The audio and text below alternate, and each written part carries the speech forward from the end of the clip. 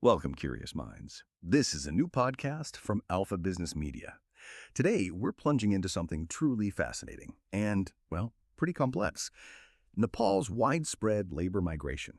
If you picture Kathmandu's main airport, Tribhuvan International, any day of the week, you'll see thousands of young Nepalese saying goodbye. Boarding flights heading everywhere from Qatar to maybe Japan or even Romania now. It's this daily flow, this exodus, that's more than just individual stories. It's probably Nepal's most significant economic process, and yet its biggest national paradox too.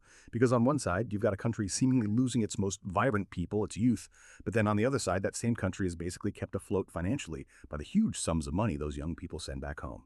So our deep dive today is all about unpacking that paradox. We want to challenge the usual way of thinking about it, brain drain versus something maybe more like intellect export. We've gathered a stack of articles, some research papers, notes, basically trying to get a really comprehensive look at what this means for Nepal. It really is fascinating. And what strikes me is just how deeply this whole phenomenon reshapes, well, everything in Nepal, the economy, society, even the demographics.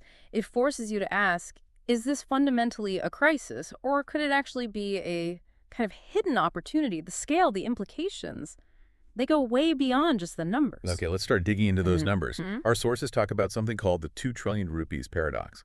So in the last fiscal year, 2023-24, remittances sent back to Nepal hit, wait for it, 1.445 trillion Nepalese rupees. Wow. Yeah. For context, that's about US $10.86 billion. Yeah. And that amount is equivalent to roughly 25% of Nepal's entire GDP. And here's the really wild part. That number is more than foreign direct investment and official development aid put together. Exactly. It's not just helpful cash, it's structurally fundamental. If you connect this to the bigger picture, you really see how vital this external money is. Remittances act as this massive stabilizer for what's often a pretty fragile economy. They help Nepal maintain its foreign exchange reserves. Think of it like the nation's emergency savings. And they finance a consistently large trade deficit. Yeah. Nepal imports way more than it exports. So this dependence is crucial for stability day to day. But, relying so heavily on external flows also carries some pretty significant risks down the line. And the sheer number of people leaving, it's almost hard to grasp. We're talking over 2,000 young people heading out every single day. Sure. In that same fiscal year, 23-24, the government issued over 741,000 work permits. And the projection for net migration in 2024, it's a negative number, obviously, minus 401,282 people. That's just a huge outflow. It really is. And it makes you ask, why this acceleration? Why now? There was a joint report, I think it was the ILO and the Asian Development Bank, ADB. It showed Nepal had the highest percentage increase in migrant worker outflow in all of Asia, a massive 102% jump between 2019 and 2023. 102%. Wow. Yeah. It really signals that migration isn't just, something individuals do anymore. It's become a core national phenomenon. It's woven into daily life. Over half of all Nepalese households now have at least one family member either working abroad or recently returned. It's gone from a personal choice to almost a national strategy, you could say. And where are they going? That's changing too, right? Traditionally, it was always Malaysia and the Gulf countries, the GCC states like Qatar, Saudi Arabia, the UAE. Right. They used to account for, over 85% of the official flow? That's right, the vast majority. But recently, the UAE specifically has actually jumped to the #1 spot. And what I find really interesting is the opening up of these new, often higher-paying routes, corridors to Europe, places like Romania, Croatia, Poland. Malta as well, yeah. Right, Malta. And also East Asia, Japan, South Korea.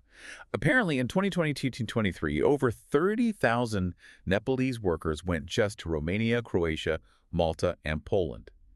So while the Gulf might still be the main destination for maybe lower-skilled work, these new markets seem to be looking for higher-skilled people more often. Exactly. And that diversification is key. It's not just about potentially higher remittances per person, though that's part of it. It's also about the chance to acquire different, perhaps more advanced skills. Skills that potentially could one day benefit Nepal itself if those people return. Which brings us neatly to this idea of the changing face of the migrant. And this is where the brain drain in action part really hits home, according to the sources. It's a worrying trend. Because it's not just about surplus labor leaving anymore. Look at those permit numbers again. Out of nearly 742,000 permits in 23-24, a huge chunk, 532,000, were classified as for skilled workers. Compared to only about 145,000 unskilled, that's a massive difference. It is. And think about the specifics. We have data suggesting that out of around 30,000 registered doctors in Nepal, only maybe 18,000 are actually working in Nepal. So almost half are gone. Or working abroad, yes. And for engineers, it's even starker. Over 55% of registered engineers are estimated to have gone overseas.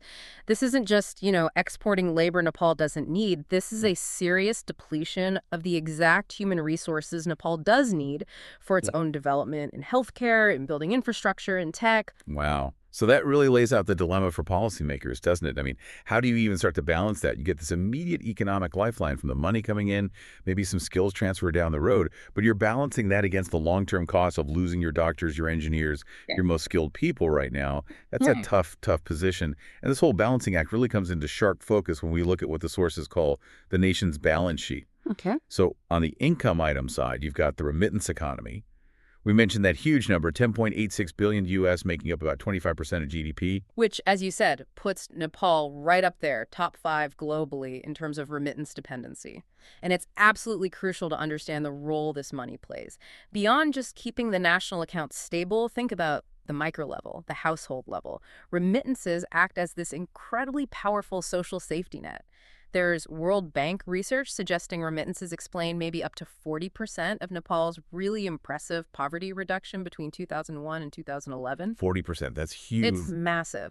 Households getting money from abroad aren't just less likely to be in poverty. They also tend to spend more on things like their children's education and healthcare. Real human capital investment. Okay, so that's the income side. But then we have to look at the expense item side, the costs, the leakage Nepal faces. And the most obvious one is this human capital deficit and what they call sunk costs. I mean, it's straightforward, right? If over half your engineers and a big chunk of your doctors leave, you inevitably get shortages in essential services. Yeah. Healthcare access suffers, infrastructure projects get delayed or maybe don't happen. And it's not just the loss of their work. It's the sunk costs of training them in the first place. To train one doctor, an MBBS degree in Nepal, it costs somewhere between like $32,000 and $45,000 USI. A lot of that is subsidized by the government. Right, public investment. Exactly. So when that doctor leaves, Nepal loses not just their skills, but also that big public investment that went into educating them. And that connects to another kind of leakage, fiscal leaks. It's a bit mixed, actually. On one hand, yes, remittances boost spending. People buy more things, so the government collects more VAT, value-added tax. That's a plus. Yeah. But on the other hand, Nepal loses out on potentially significant income tax revenue. These are often the country's most promising, highest potential earners, and their income isn't being taxed in Nepal anymore because they're working abroad. So you have to ask, what are the long-term implications for a country's financial health when its tax base gets structurally tilted towards consumption funded externally rather than income generated inside the country? It feels kind of unsustainable. And then there are the social costs, the social scars, as the sources put it. Family, demography, gender. These are huge. Long separations obviously take a massive psychosocial toll. There's research showing really high levels of anxiety, maybe around 58%, and depression, like 25%, among family members left behind. Especially the wives, who often carry an immense double burden. Managing the household, finances, children, elderly parents, often alone. Yeah. And this strain can lead to family breakdown, even divorce. And then you think about the negative impacts on the kids growing up with an absent parent or on the elderly who lose their main caregivers. It also plugs directly into this looming demographic crisis. When something like 42.5% of the whole population aged 16 to 40 leaves, villages literally start to empty out. They lose their working age population. You're left mainly with children and the elderly. Right. Who supports whom then? Exactly. It hollows out rural communities and fundamentally threatens those traditional social support systems. And another really interesting dynamic is the feminization of agriculture. With so many men abroad, women are increasingly taking over farming. Now, that might give them more say in decisions, which could be positive in some ways, but it often just doubles their workload. They're doing the farm work and all the household work, often in an agricultural system that wasn't really set up for them. Which leads to what? Less land being farmed? Often, yes, reduced land cultivation, sometimes declining productivity. It's a perfect example of how short-term financial gains, the remittances, can mask these deeper, long-term societal shifts and challenges. It really does sound like that phrase you used earlier, a painkiller and a poison. It can feel that way. Remittances definitely ease the immediate pain of poverty. But they might actually worsen the underlying condition. which is the lack of strong competitive domestic economy. This creates what our sources call the remittance trap. It's a crucial concept. Think about it. Why would any government undertake really difficult, politically painful structural reforms, like seriously improving the investment climate, tackling corruption head-on, fixing labor laws if you've got this steady, politically safe income flowing in from remittances anyway? It reduces the pressure for reform. Exactly. The short-term relief kind of prevents seeking the long-term cure. It's a classic trap. Okay, so we've laid out the paradox, the scale, the costs, the trap. It sounds quite grim in places. But here's where the conversation, I think, gets really exciting. The sources strongly argue for a shift in perspective, moving beyond just seeing the diaspora as like walking ATMs sending money home and starting to view them as a massive potential source of capital, yes, but also innovation, skills, and knowledge.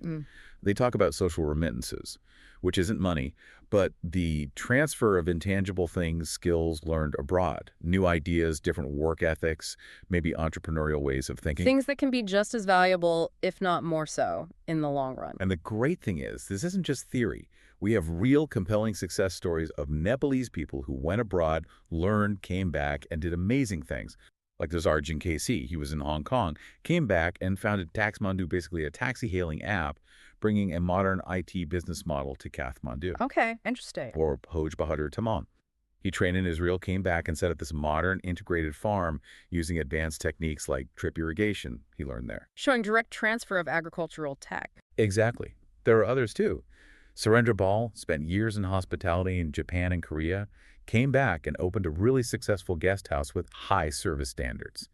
Bikash Tripathi started as a packer in the UAE, taught himself, became a pastry chef, showing huge upskilling is possible. These stories are so important because they prove that brain circulation, not just brain drain, is absolutely possible. These returnees bring back not just their savings, but this incredibly valuable human capital that can genuinely transform sectors back home. It gives you a glimpse of how intellect export, if managed right, could actually become a national asset. And beyond individual skills, there's the diaspora as a potential source of investment capital, unlocking collective funds. We know the Nepali diaspora, especially in high-income countries like the U.S. or Australia, has significant savings potential. Remittances per worker from the U.S., for instance, are estimated to be like 1.5 to 2.3 times higher than from the Gulf. Right, much higher earning potential there. And the Non-Resident Nepal Association, the NRNA, they've even launched a big initiative, a 10 billion rupee fund, about US $75 million, aimed at investing back in Nepal. Which sounds great on paper, Okay. but the reality, actual investment from the diaspora seems pretty limited so far. There was one survey, I think, focused on the U.S. diaspora that found only about 13% had actually invested back in Nepal. Only 13%. That's a huge gap between potential and reality. It really is. And it forces us to ask why. What are the barriers? And the answers that come back are, well, probably not surprising. Ongoing political instability, complicated or restrictive labor laws, unreliable basics like electricity, and yes, corruption fears. The usual suspects. Pretty much. It highlights this major disconnect. You have a diaspora that seems willing, even eager, to contribute financially beyond just remittances, but the environment back home isn't seen as credible, stable, or easy enough to navigate for investment. So the big question becomes, how does Nepal build that trust? How do you create an environment that actually unlocks all that latent capital sitting overseas? Now, Nepal has tried to address this, right? There are policies in place. There's the Non-Resident Nepal Act, the NRN Act from way back in 2008, and amendments since then. These gave NRN special status, rights to own property, things like that. And more recently, the Citizenship Amendment Act of 2023 introduced this idea of NRN citizenship, meant to grant economic, social, and cultural rights, though not political ones. Yes, those steps have been taken, but the criticism often lies in the implementation. People report that getting that NRN citizenship status can be really complicated, slow, bureaucratic. And critics argue that making NRN citizens still get visas feels, well, contradictory to the whole spirit of welcoming the diaspora back. Plus, there's still ambiguity around formal dual citizenship recognition, which creates legal hurdles for many. And what about the Brain Gain Center, the BGC? Yes, the BGC. Set up by the Ministry of Foreign Affairs, intended as this database of diaspora experts who could potentially contribute. But reports suggest it's ended up being more of a passive list than an active platform for actually mobilizing that talent. And crucially, there are no real official state programs to help returnees reintegrate effectively when they come back. So good intentions, maybe, but falling short in execution. That seems to be the consensus from the sources, yes. So maybe looking outwards could help. Yeah. What can Nepal learn from how other countries engage their diasporas? India seems like an obvious comparison. They've done big things with financial mobilization, right? Issuing specific diaspora bonds like the resurgent India bonds years ago to raise billions for infrastructure. Yes, very successfully. And they famously leveraged their IT diaspora, especially in Silicon Valley, to help kickstart tech hubs back home, like Bangalore. That was huge. A prime example of knowledge and network transfer. Then you've got maybe a different model, like Ireland. They have very structured support. Things like the State Immigrant Support Program, with a serious budget for social help and cultural projects abroad. And they also have programs specifically to help returning entrepreneurs, like Back for Business. Very practical support.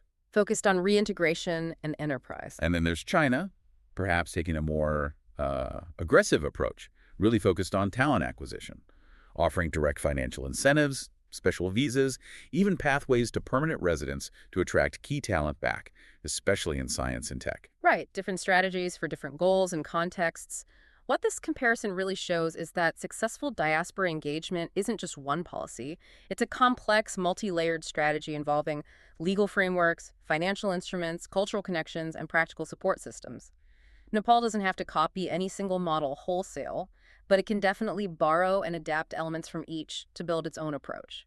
An approach that moves beyond just managing remittances towards actively cultivating this intellect export. Okay, so let's talk about that roadmap. How does Nepal actually do that? Our sources lay out some pretty concrete recommendations. Recommendation number 1 seems foundational. Create a truly seamless highway for brain circulation. This means a serious overhaul of that NRN Act, moving towards what they call a genuine dual status environment. So instead of the current NRN certificate process, it would mean almost automatic entitlement for Nepalese nationals holding a foreign passport to work, invest, own property back home without needing visas or jumping through hoops. Basically recognizing their inerrant connection. Exactly. The justification is pretty straightforward. The current system just creates friction, bureaucracy, and maybe even distrust. A seamless system acknowledges that people have global careers now. It makes it easy and attractive for professionals to maintain active economic ties, to come back temporarily or even permanently, facilitating that natural flow of skills, ideas, and capital. Makes sense. Remove the barriers. Then, recommendation 2. Shift the focus from just receiving remittances to actively encouraging impact investing, specifically by launching diaspora bonds. This borrows directly from that Indian model. The idea is for the government, maybe through the central bank, Nepal Rashtra Bank, to issue specific targeted bonds. Imagine something like a Nepal Innovation Bond funding tech startups, or a Himalayan hydropower bond for renewable energy projects, or maybe one for sustainable tourism infrastructure. And these would be exclusively for the diaspora. Exclusively for the diaspora. The thinking is that diaspora members often have this sense of connection, this patriotic premium. They might be willing to accept a slightly lower financial return than a purely commercial investor if they know their money is directly building the nation, funding projects they care about. So it channels savings towards productive assets, not just consumption? Precisely. It's a way to help break that remittance trap by converting passive savings into active investment, and it gives the diaspora a tangible stake in Nepal's future development. Okay, that's compelling. What's next? Recommendation 3 is about leveraging technology. Activate the digital diaspora to transfer knowledge systematically. This means going way beyond that passive brain game center database. The suggestion is for the government to partner with, say, private IT companies and the NRNA to launch a really dynamic virtual platform. Okay, doing what exactly? Several things. It could facilitate structured mentoring, connecting experienced diaspora professionals with students or young entrepreneurs back in Nepal. It could host virtual volunteering experts abroad, giving online workshops, guest lectures at universities, training sessions. And it could even enable joint projects, maybe setting up remote consulting opportunities for Nepalese businesses to tap into diaspora expertise. Right, so using tech to make brain circulation happen without needing everyone to physically move back. Exactly. Knowledge transfer is already happening informally, person to person. Right. A dedicated platform could systematize it, scale it up massively, and deliver huge value, probably at a relatively low cost compared to physical programs. Harnessing the connectivity we already have makes sense. And finally, recommendation 4. Get serious about professionalizing reintegration support and fostering entrepreneurship among those who do return. This takes inspiration from Ireland's Immigrant Support Program. The idea is for Nepal to establish a properly funded, professional national reintegration service, a real one-stop shop for returnees. What kind of support would that offer? Comprehensive stuff. For those wanting to start businesses, it could offer incubation programs, mentorship, help with business plans. It could provide skills certification, validating the skills they gained abroad for the Nepali job market. And crucially, it needs to help with access to startup capital, maybe through special low-interest loans, perhaps even linked to the proceeds from those diaspora bonds we talked about. Right, closing the loop. Because just coming back isn't enough if you can't use your skills or capital effectively. Exactly. The justification is clear. Right now, many returnees apparently struggle. They face unemployment, underemployment. Sometimes they even end up leaving again because they can't find their footing. A waste of potential. A huge waste. A professional support system aims to turn that return from being just a personal challenge into a national economic opportunity. It ensures the capital, both financial and human, that they bring back actually gets put to productive use within Nepal. It's about maximizing the return on that intellect export. Precisely. So when you pull all this analysis together, the core message seems pretty clear, doesn't it? Nepal's greatest export isn't just labor in the abstract. It's the talent, the skills, the ambition, the potential of its own citizens. Which really requires reframing the whole conversation. We need to shift the narrative away from the sort of helplessness implied by brain drain towards the much more active, strategic governance perspective implied by intelligence export or brain circulation.